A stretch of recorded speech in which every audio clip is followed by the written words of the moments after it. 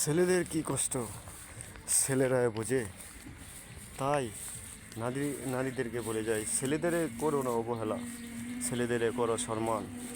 সুখ খুঁজে পাবে তুমি তোমারই স্বামীর কাছে।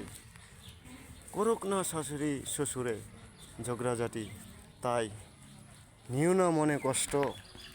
তোমরা সুখে থাকবা স্বামীকে নিয়ে, তা দিই কামনা করি তোমাদেরকে। তোমরা থাকো সুখে ইনশাল্লাহ। যদি করো তুমি সেবা যত্ন, পাবে সুখ।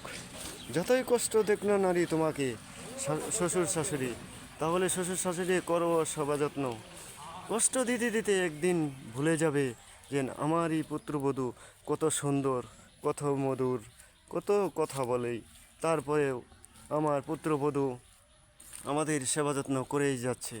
তাই বলে যাচ্ছি নারীদেরকে, তোমরা নারীরা কখনো অবহেলা করো না মুরব্বীদের সম্মান করো। তাই তুমি থাকবা সুখে ইনশাল্লাহ।